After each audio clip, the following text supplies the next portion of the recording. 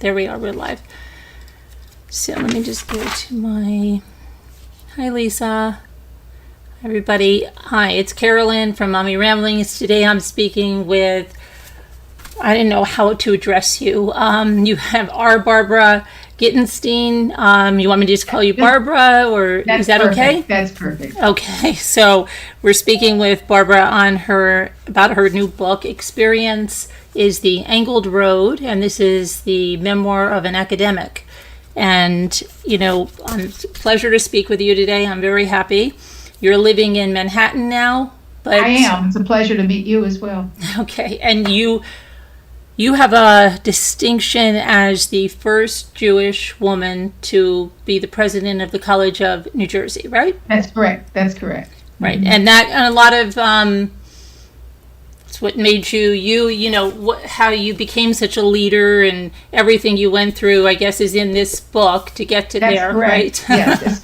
So Experience is the Angled Road is really about how I became a leader. It's about my years up into the presidency. I have a new book coming out in January called Portrait of a Presidency, Patterns in My Life as President of the College of New Jersey, in which I tell of the experience of the 19 years during which I was president at TCNJ, the College of New Jersey. Right. So two books. But this is the book we're talking about today, is the book about how I became, Experiences the Angled Road, is about how I became the president. Right, and I want to ask you because, I grew up in New Jersey in Upper Saddle River, and our town was half Jewish, half Italian. So, I didn't, it was second nature. My best friends were Jewish. There was no anti-Semitic stuff that we ever even knew about. And then when I met people later on in life and they said, Carolyn, you think everything is like this. It's not. You go outside of this, it's very different. And yes, then I did, talk to people that had experienced that. And in fact, one of my friends went away to college in Arizona, and she said, they hated me there. She said, she goes, I didn't even know that things I was using were even Yiddish, because we all used them, right? Oh, I schlepped my books here, I did this. She said, they would go, what did you just say? So you have an experience of being one of 3 or 4 Jewish families in the county of Alabama, where you grew up, right? Correct. Not the town, but the county. The exactly. county. And again, for the most part, there wasn't like overt anti-Semitism. There was some, but for the most part there wasn't. It was just that we didn't fit in, and that there was much of what we represented that they questioned, and we just felt like such outsiders. There were actual experiences of true anti-Semitism, not so much on the personal level, but politically in Alabama at that time, there were some people who were really pretty awful. There was a person who ran for governor who was a true anti-Semite. Wow. So you were born in Alabama. And I don't mean George Wallace either. Okay. You were born in Alabama, but your parents came from Manhattan? That's correct. Right? That's correct, yeah. Okay. My father moved at 18. His father factory, they were shirt manufacturers, shirt and underwear manufacturers, and my grandfather's business actually went bankrupt, and so they started looking for places where there were more people who wanted to work in a shirt factory, and also where what was needed to make textiles was more easily accessible and cheaper, frankly, and so they went south. And my father went down to run the business. His father and his uncle remained in New York City to be the sales operation.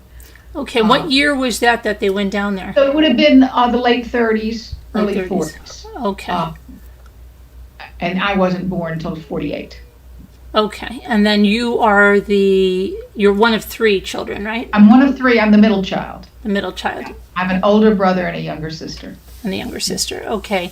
And then you went to boarding school, I read, in 8th grade. But yes, then you found... I did. And part of that was because my parents were concerned about the state of the educational system in the small town where we grew up. And so they were going to send us away to boarding school anyway. The plan was to send me away in ninth grade to go away to high school. But I was very, very close to my brother, and my brother was 2 years older than I.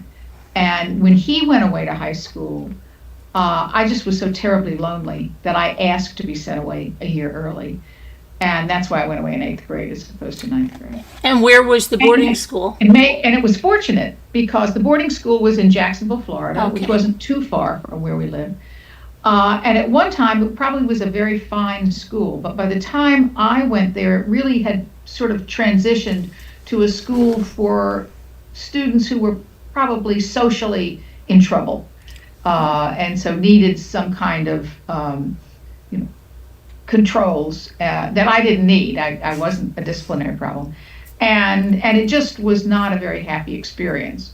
So after that year, we then looked for other boarding schools, and I ended up at Holton Arms School, which is in Bethesda, Maryland. At the time, it was in Washington, D.C. Both were all-girls schools.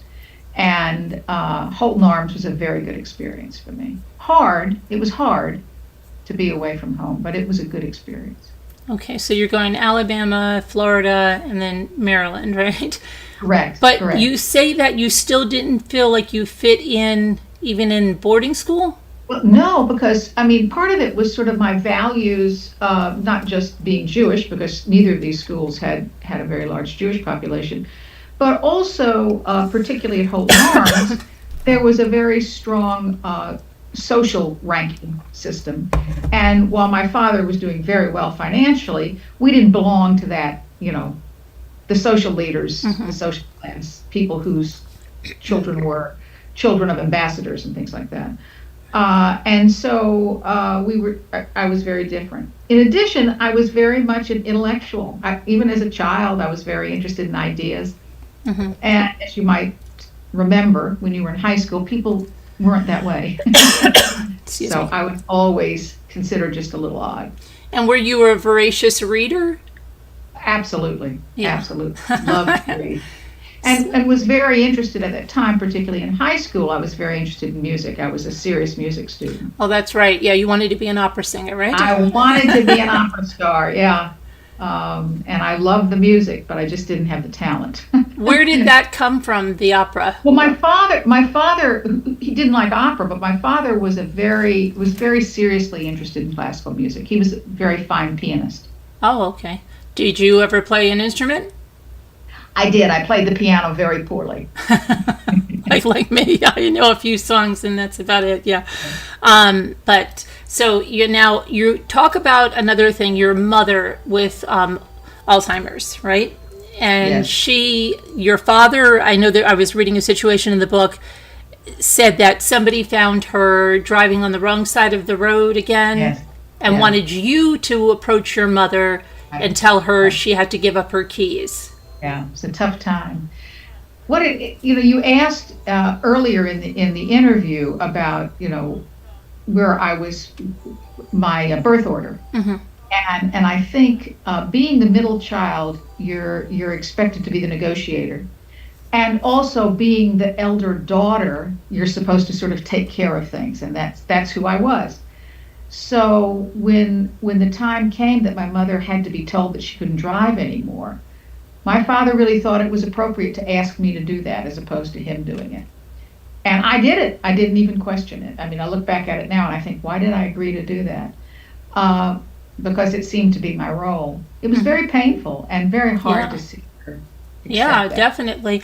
And, just recently I had two authors on, a mother and a daughter, who just wrote a book about mother and daughter relationships. So it's really had a lot of us, even some other people have come to me and said, I never thought about my mother's pain about certain things or how my mother processed it. But when we had these people on the show, it really made us think that. So when I was reading your parts talking about your mother and that complicated, relationship with your mother where, you'll remember things she said, right? That's exactly what we talked about, how as mothers and even our own mothers, remembering maybe something that was said that the mother thinks is nothing, but you could carry with you your entire life.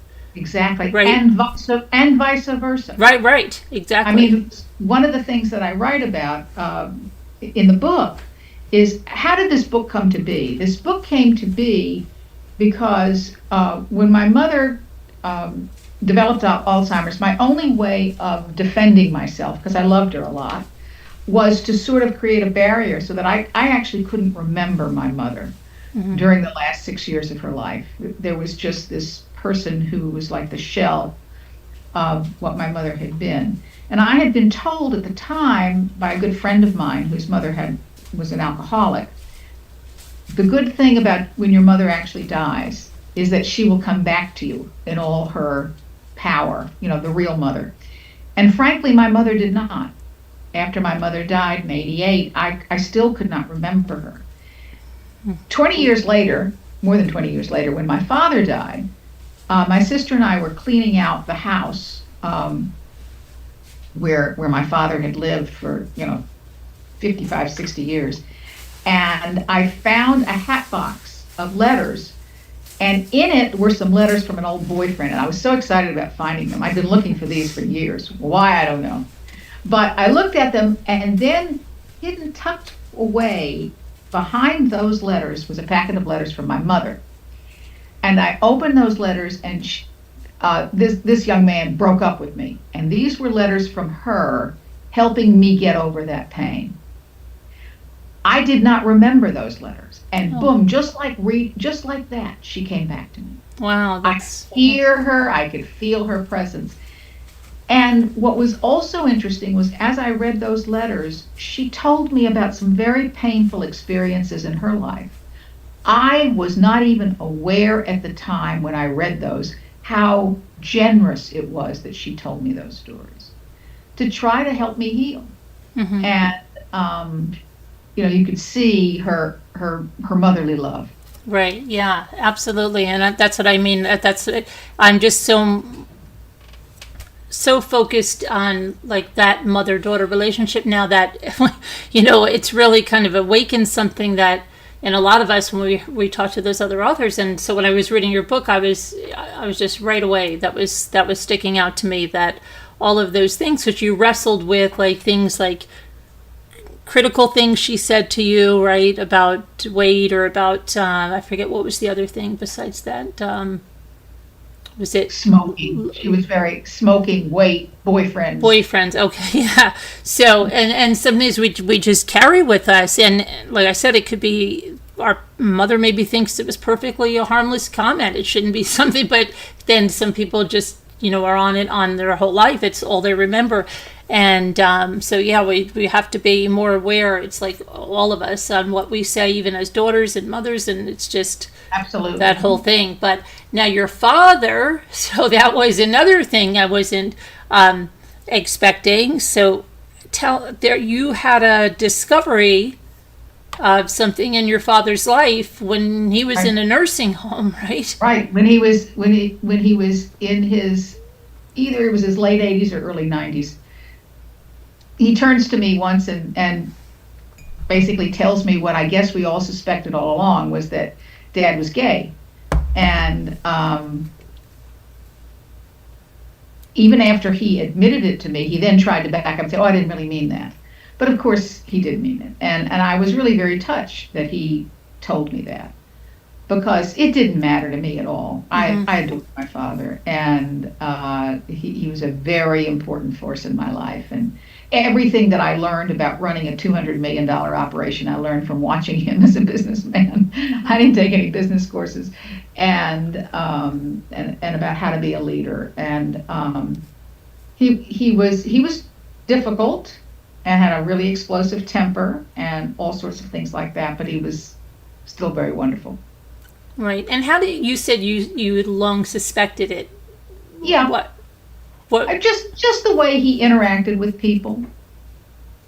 Now, he loved my mother. I don't mean to suggest he did not. He did my mother. He did, and he was very very generous in taking care of her in her last years, and he got a lot of help, but he did love her. He did love her. Okay. And did your mother ever express to you anything about that? There are hidden comments, or hints. For instance, in those comments where she reveals that the letters that I mentioned, where she reveals to me that she had been through a similar experience, I have a suspicion that my father had said something to her when she was like in her 40s or early 50s, and she just didn't know how to process it and how painful it was. But she didn't say it explicitly. Right. And what age was your mother when she was diagnosed with the Alzheimer's? She was diagnosed in her mid to late 50s. Oh, so early on. And she died when she was 69. Oh, okay. And at that time, then you were teaching. Philip, we missed some stuff. You went to college in North Carolina? Was it? I went to college and graduate school in North Carolina, and then began taking jobs around the country, which is not unusual for an academic. Right. My first job was in the Midwest at Central Missouri State University. I then got a job at Upstate New York, and then became provost at Drake University, and then president at the College of New Jersey. So moved around. Right. In Oswego, you taught for a while, right? Yes, that's correct. We were just up there for that eclipse. Oh, yeah. It was the best place. Wonderful. Yeah. Yeah. So, and then you had the death of someone named Cliff, right? Yes. That was can you tell everybody who Cliff is and what happened? Certainly. Absolutely. So the book is about mentors and about experiences and challenges that made me a leader. And some of those challenges were losses. One of the most painful ones was this loss of Cliff. Cliff was the son of my parents' closest friends in Florala, and evidence that when I talk about how difficult this growing up in Alabama and Florala was, there were also very positive sides. We were very, very close to the Matthewses, and while they were very different from us, they loved us and we loved them, and they were very generous. So Georgia and Newell Matthews were like second parents to me. Their child, the very week that I was born, Cliff was born, and he was Georgia's first child. And we grew up as like brothers and sisters, and a brother and sister. And we used to have birthdays together all the time, particularly when you were younger. It didn't matter if it was a boy or a girl, Right. And so we had birthdays together. In high school, I was away at high school, and Cliff had driven to see some girlfriend, and on his way back, his car veered into the wrong lane, and somebody ran into him and killed him. And it was just a devastating blow to everyone, to our family, obviously to his family, and to me. Yeah. And he was a wonderful. He wasn't a great intellectual. He wasn't, a great thinker, but he was a good guy, and he was my brother. So. Right, and then you describe how his mother, when you went to, I guess it was their house, and how the mother was, beside herself. Actually, she was overwhelmed, and so appreciative that I was there, because I had to come home from boarding school. But of course, I would have been there. But it was just so sad to see, and as I describe in the book, so sad to see those mothers and children, particularly mothers and sons, who would come to the house of mourning, and that feeling of almost guilt, as they, realized they had their child with them. Right, and right. Georgia did not. Yeah, and now to her, I want to make really clear, she didn't communicate that. Right. She was not that way at all. Right. But that was just a human response. Yeah, sure, absolutely. And so you say a lot of the losses shaped you, and you have a chapter on it. So what other losses? Well, I think when I first went away to boarding school, when I was at Bartram, the first boarding school, the first major death in my life was my maternal grandfather, who died quite suddenly. And that was the first time I really had to deal with that. And I was away from home, so I had to deal with that alone. And that was a very transformative experience.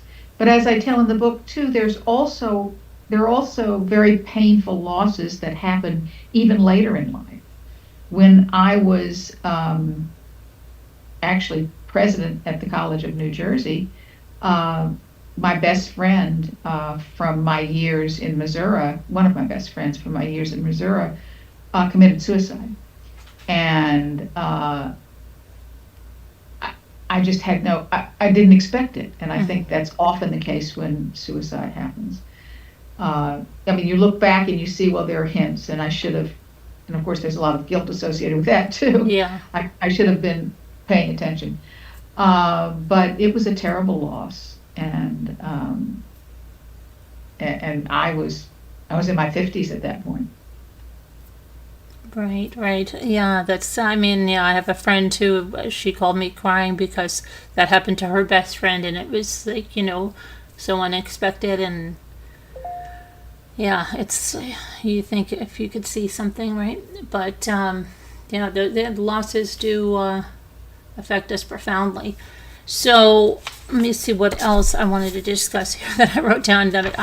So when you became the president of this university, how was that? Did you, being the first woman plus the first Jewish woman president, did you face a lot of discrimination? Well, I wouldn't say discrimination because of course it wasn't like a surprise that I was a woman. Right, yeah. It also wasn't a surprise that I was Jewish. I mean, partially with the name, but also my research area is Jewish American literature, so people would have suspected. Right. Yes. And also, and I did that, Carolyn, quite consciously because, first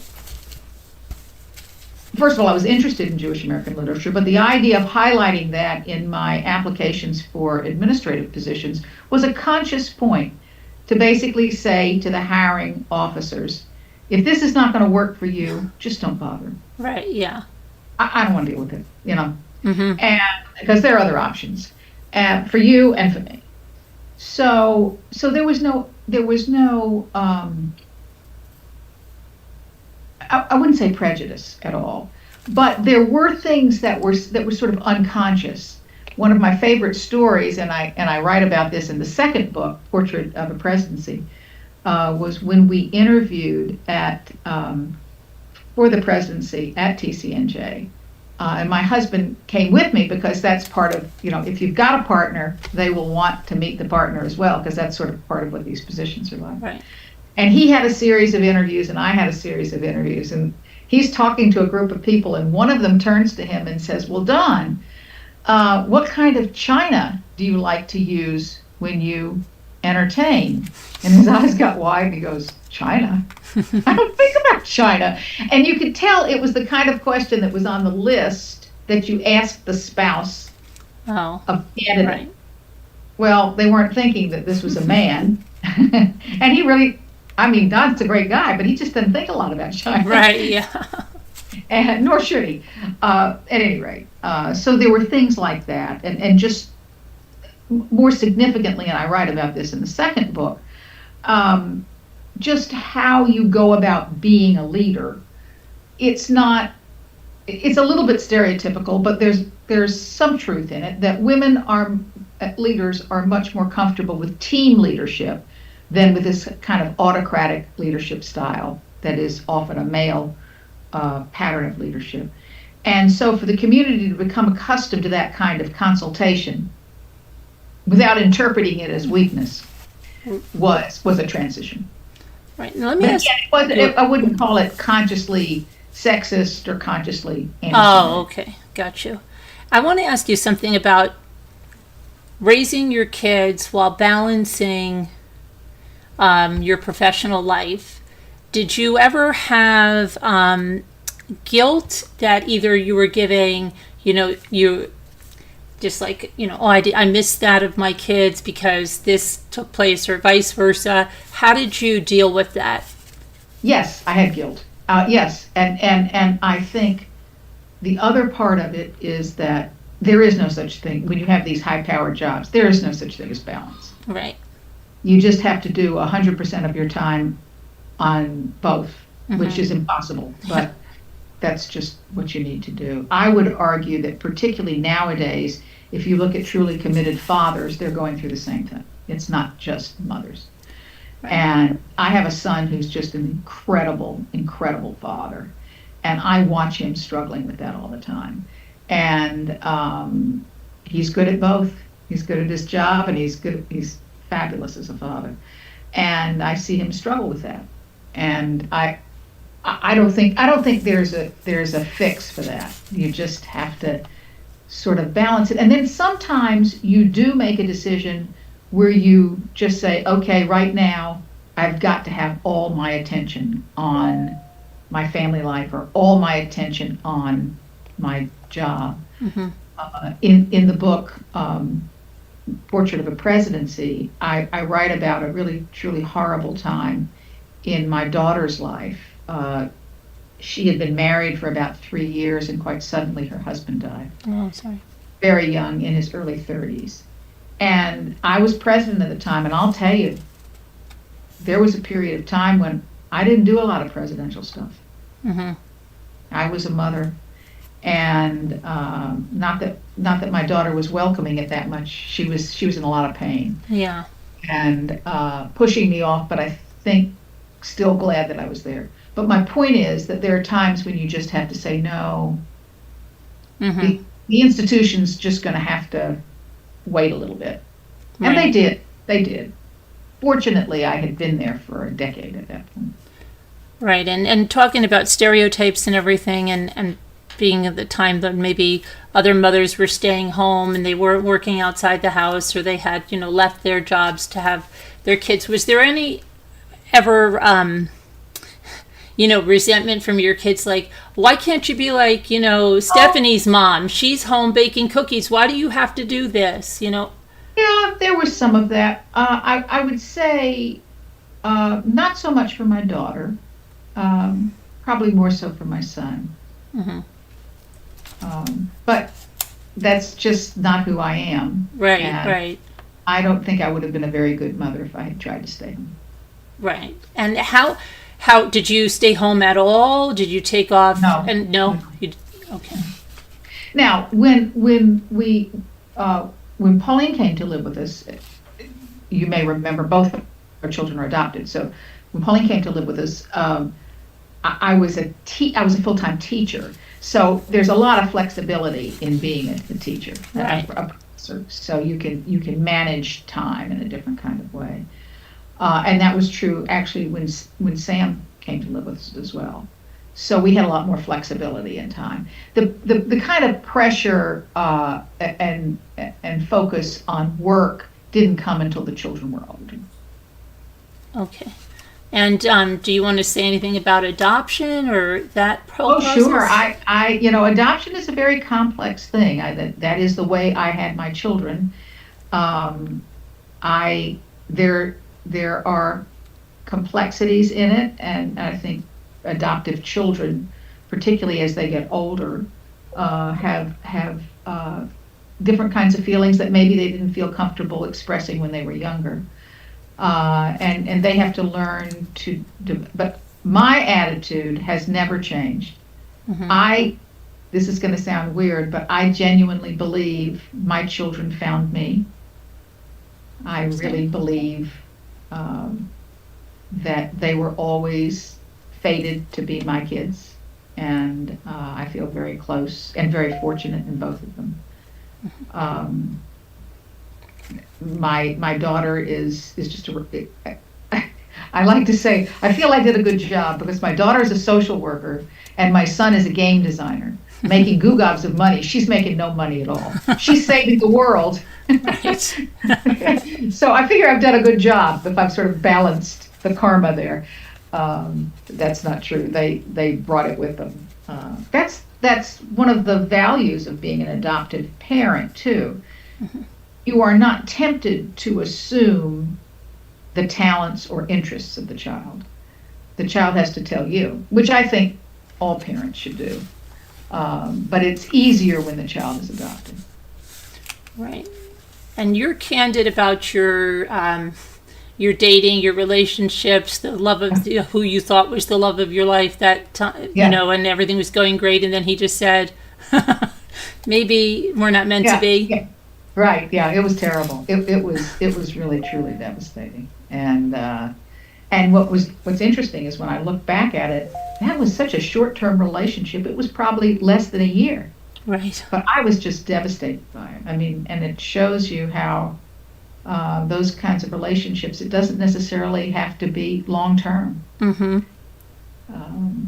But it was pretty painful. But then you met your husband, like Yes. right soon after that, and it was at your like brother's engagement part, something about their wedding, right? Yes, it was a dinner party in Dinner honor of my brother and soon to be sister-in-law, and my husband and his brother were invited and over for as part of the celebration by my mother, and we had never interacted. I'd always known him, but we'd never interacted in any kind of social way. And after that, we started playing tennis and playing bridge. And the rest is history. Now, is he from Alabama, that small town? As a matter of fact, yes, and that's one of the things that's unusual is not only is he from Alabama, but he's from that same small town. And I never would have thought that would have been my life partner, but he has been an extraordinary life partner. The best decision I ever made was marrying him. Great.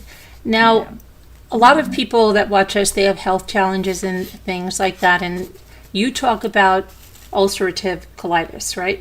Correct, yeah. And how it's, things you had to do to be in your position, like getting up hours earlier, right? I mean, things that people don't want to talk about, but a lot of people here, there's some of the people that I know have that condition, and there are things you made sacrifices getting up hours earlier so you'd stop cramping so you could get to That's correct. your job, right? So do you want to talk a little bit about that condition and how it's changed? It was, I mean, part of it was, it's sort of an embarrassing kind of disease. It shouldn't think of it that way, but they do. And particularly when you're young, and I was young when I was diagnosed and first started having symptoms. And so I tried not to talk about it much. But it was hard, and I would have to get up. If I had an 8 o'clock class, I had to get up at 4:30 or 5, just so that I could feel good enough to go to work. But then when I was 30, I had surgery, and it's difficult surgery, but I'm glad I did it. Okay, and I mean, it's a lot of people have a lot of health challenges, even, a lot of things that we were talking about this one time, that people didn't say things, even when people had cancer before, it was whispered, right? And I don't know, when your mother had Alzheimer's, and that was in like in the 70s? It would be the 80s. She died in 88. So 70s is when she was diagnosed, that's correct. Yeah, so how was it then compared to now? I think with regard to Alzheimer's and cancer, there's more conversation. I don't think people talk about ulcerative colitis very much, or any of the digestive diseases, partially because fewer people have it. I think, I would argue, however, that while I wouldn't wish this on anyone, learning to deal with such a challenge was not a bad thing. Mm-hmm.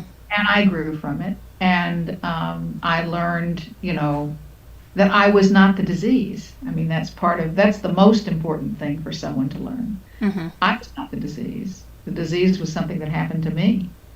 And I could make some decisions that could make my life more manageable, which I did. Some of them were hard decisions, and some of them were just lifestyle decisions. But everybody has challenges. Everybody has challenges. Mm-hmm. Yeah, absolutely. And so now you're living in Manhattan. You've been retired since 2018. 2018,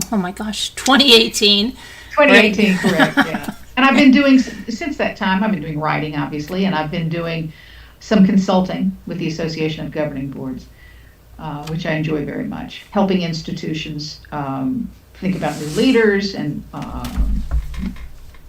do work on shared governance and board development, things like that.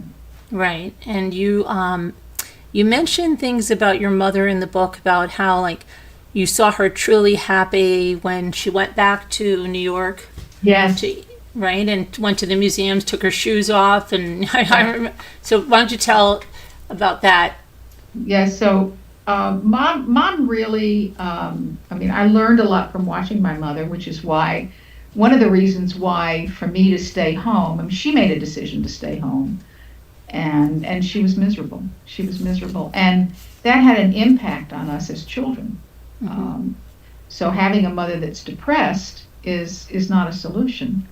And I think, frankly, she would have been a happier person had she lived someplace else, certainly, and had she had something else to do outside the home. But when we would go back to Manhattan, for family visits or for my father to do some business, she and I would spend time in the city and with my sister and brother as well. And she just loved the museums. She was a very, very intelligent woman and very cultured.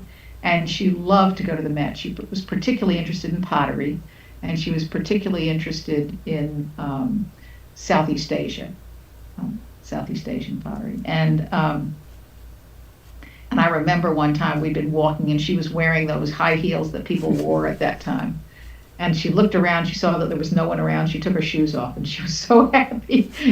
And she could make sure that no one could see that she was walking stocking-footed throughout a Manhattan museum.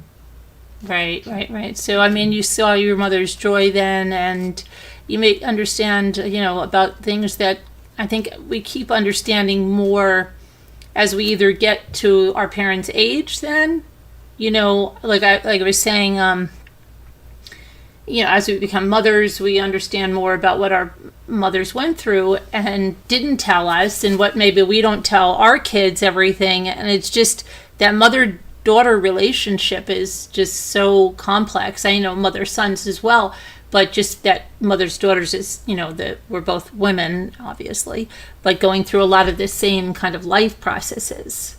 Yes. That we do. And we don't always think about them until later. But what I mean when people suffer in silence, we become like my aunt had a stillbirth years and years ago, and I am named after her, my middle name, so she passed right before I was born.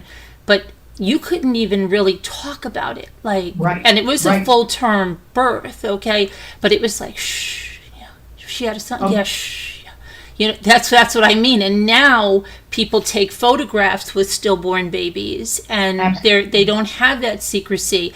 And you think about how these poor mothers had to have this secrecy about this child they carried full term, and it's that's what I mean about that stuff. Oh, absolutely. Well, think about the public conversation about fertility now, which I think is very healthy.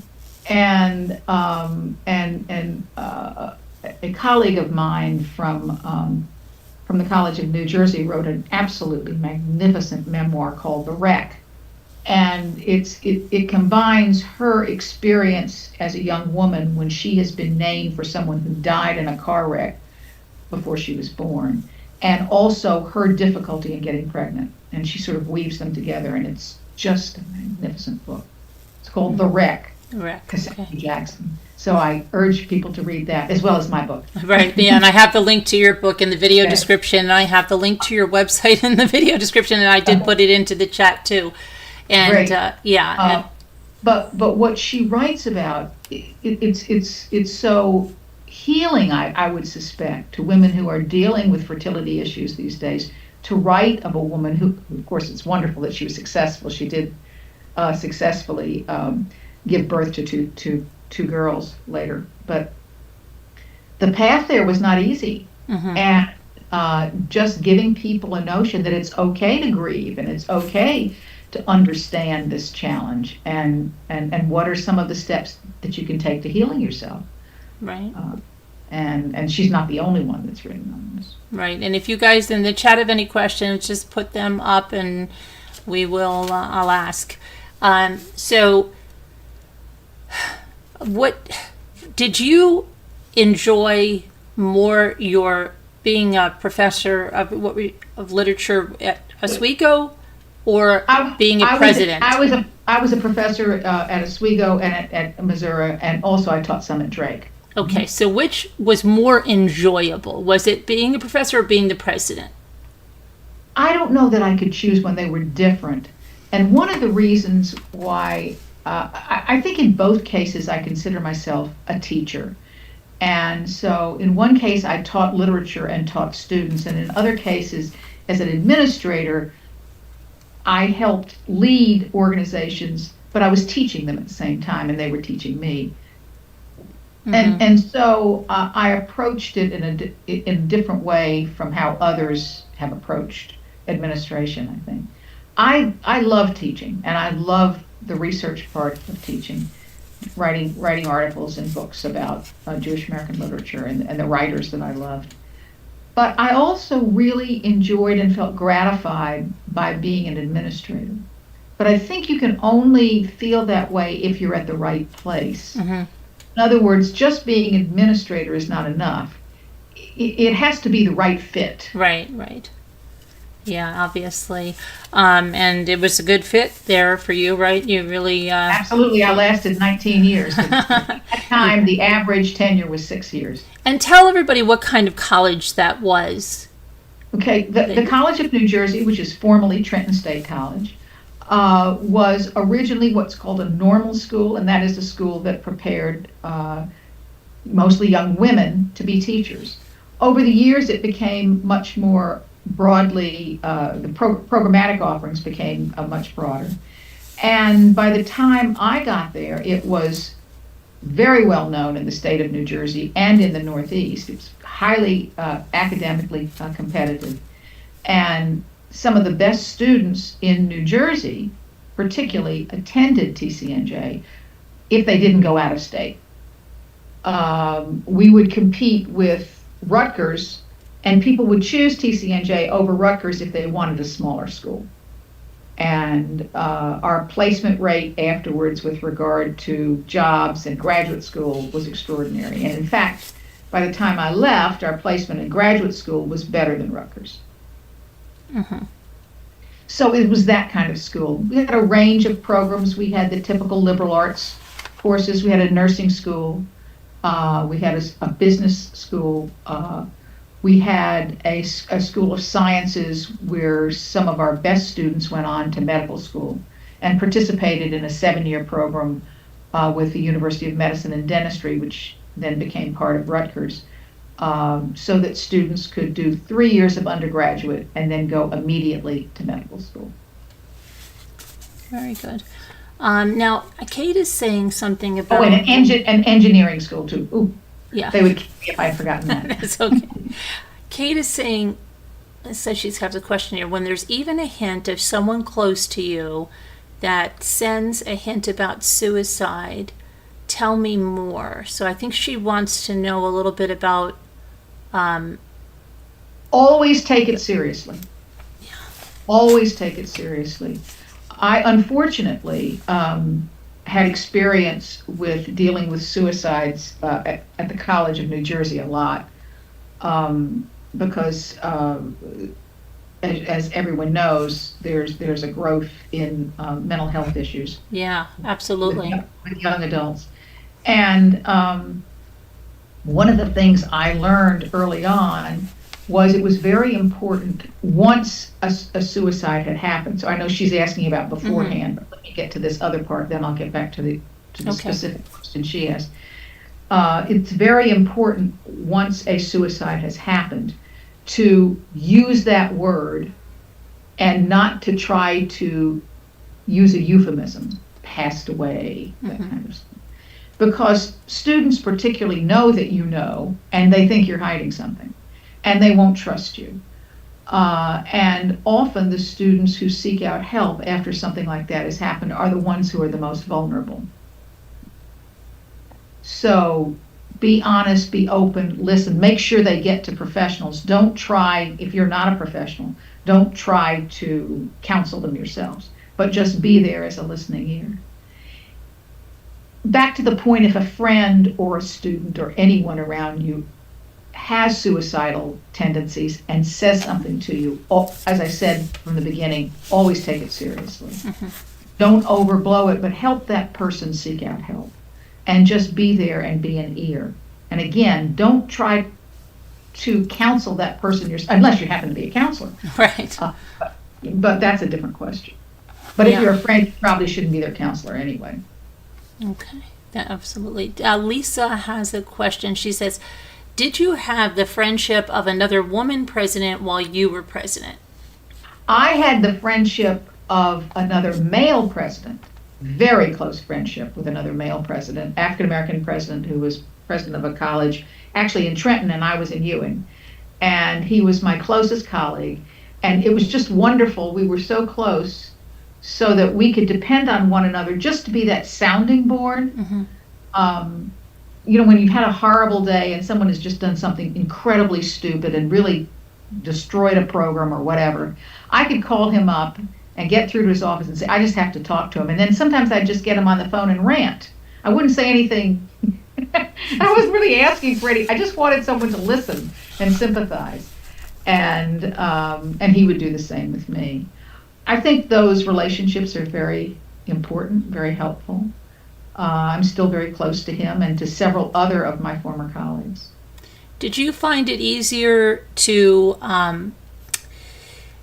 have those kind of relationships with other professional men? Not particularly. Just the women. It just didn't happen that there were other women because one of the things I write a lot about mentorship, and I think particularly nowadays when people are looking for mentors, and this is friendship that we're talking about, but there's a similarity. There's an assumption that if you want a mentor, that mentor has to sort of look and be like you. Mm-hmm. Well, if I had sat around and waited for a woman who was Jewish, who was, from the South or whatever, I never would have had a mentor. So all of my mentors, and some of this was just during my lifetime, that there weren't a lot of women in senior leadership positions. All of my mentors were men. All of them were white, and almost all of them were Christian.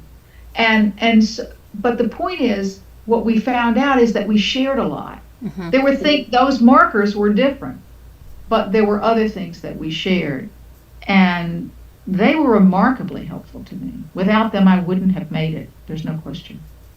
Yeah, I don't know, because just in my experience, I had more male friends, even from a young age, before I even knew it. Like the first grade teacher told my mother, Carolyn's good, but she's got a couple of girlfriends, but she's friends with all the boys. And I was my mother's fifth, and she said, well, my daughter just found out early that girls can be mean, and there's mean girls, and she doesn't want to deal with that.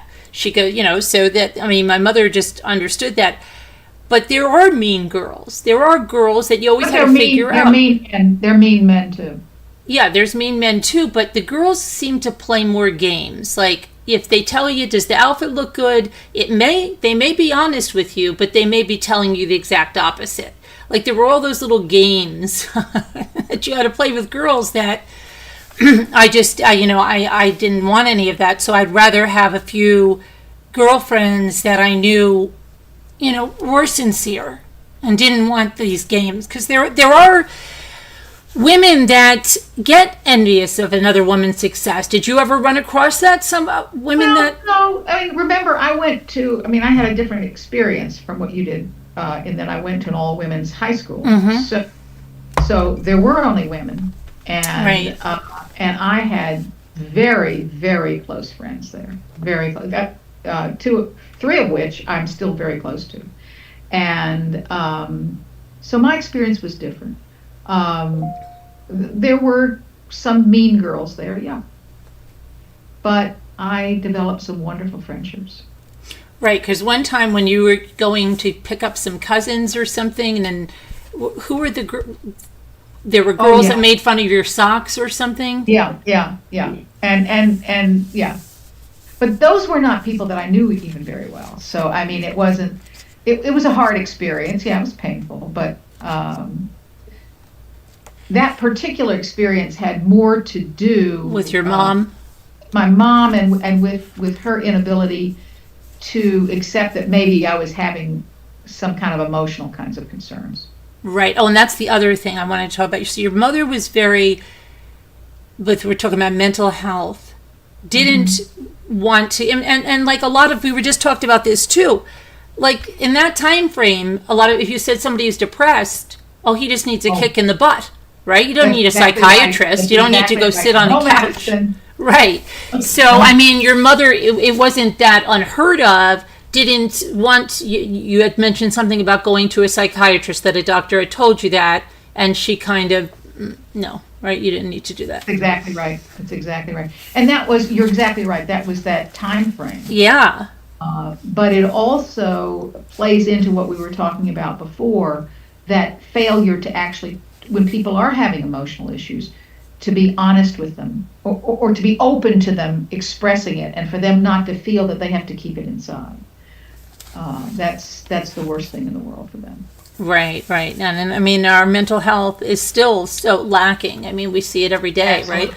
And we just need to do better. But in that time frame, like it was seen as a weakness. Don't let anybody know. Like, and if you right, don't let anybody know you went there, or depressed. What is depressed? And they tell this one made it through the depression. That would be depressed. It's like, so yeah. I mean, it's we've come a long way, but there still is stigma around it, and there's a lot of people that even can't get the help they need. So yeah, our mental health really has to come much further. One of the other things I also would with regard to this issue about the growing mental health issue with young people, I think there's no question that the pandemic had made things worse. Yeah.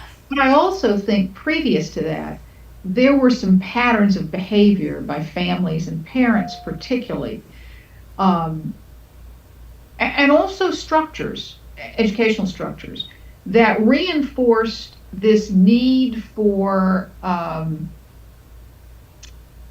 constant reaffirmation as opposed to, and support from the outside, as opposed to helping that person find his or her own resources.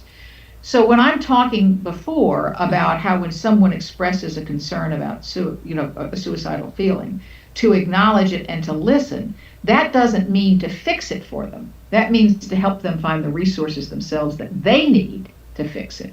You can't fix it. They need to fix it. Right. And part of what, not with regard to suicidal issues, but just in terms of living in the world, I don't think we spend enough time thinking about how we help young people develop internal resilience, because everybody's going to have a bad day. Everybody's going to have a bad circumstance, and you can't just assume someone's going to fix it for you. You have to figure out how to fix it yourself. That's good. That's a good thing, because like we're true crime here, so we go through the headlines, and I don't know whether we keep saying, is it happening more that it seems so many people are solving problems, and I have this thing, murder is not the answer. That's my key phrase. Murder is not the answer, because they're murdering people over the silliest things, right? Oh. And it's like there's no coping. There's just no problem-solving skills. I said, this is crazy. They should be teaching. Like you got in my parking spot. Boom. And it's like you just throw away your life over a parking spot. Are you kidding? Yeah. So do you think it's because this is the quandary where is this happening more, or is it just that there's more exposure, like it's getting broadcast?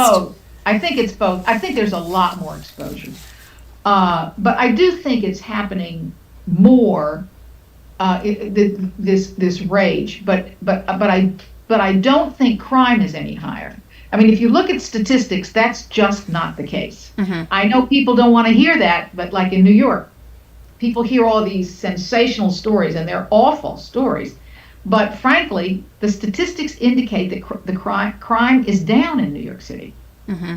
I'm just telling you the numbers. Yeah. Yeah. It's just like, I mean, the silly things like fast food restaurants. You know, how many people have shot people in the at fast food restaurants over either late food, you know, or something like that. It took a few minutes longer. And it's just like, come on, is this what we've, you know, come to? We can't rationalize that this is not the right thing to do. Yeah, it's crazy. I agree. It is. And it's scary. And like you said, with the pandemic, my fear with the pandemic was when they closed the schools, these parents that had special needs children that were getting services and this attention, and then the parents then being either out of work or trying to work from home and having a special needs child, and they had to teach them, and before they got everything, I said, we are going to see probably kids that they're going to be missing because they're going to be killed, really, because they can't cope, and they're going to snap. And we did see that, you know, especially with special needs kids, because it's a lot. And there were that was such a bad time, you know, just like that. So, and those kids need the structure. And then the other bad thing we saw with that were these poor kids that would get a breakfast and a lunch at school, you know, or maybe they were being the only safe place was school for them was just taken away, and they were put in the arms like 24 hours of the abusive parents, you know, where they couldn't even get away. And that was really bad. And we did see an uptick in stuff with that, with these poor kids missing and you know, the worst. But that's something we live with, and it's something I think we're all afraid of. Like, as they say that these variants come out, like, are we going to be put in that lockdown situation again? Because I don't think so. I hope not. Yeah, I don't think so. That even if you see the variants that are coming out, and it's much more.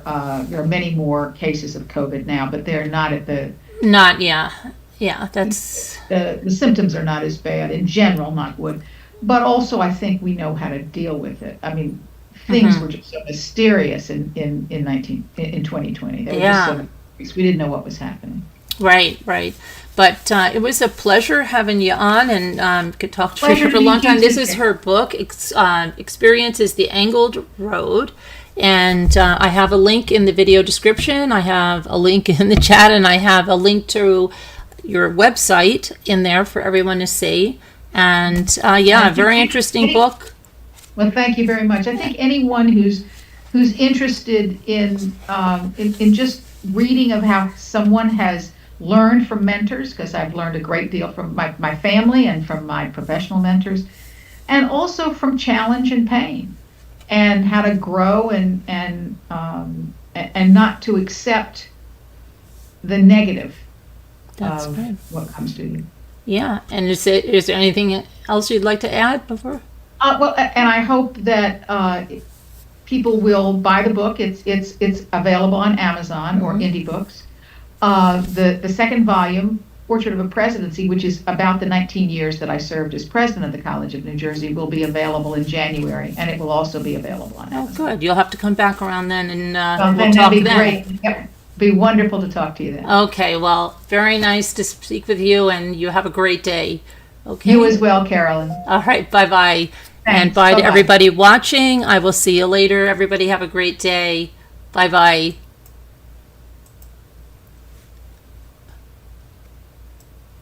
Okay, bye guys. Love ya. God bless. I will talk to you later, everybody.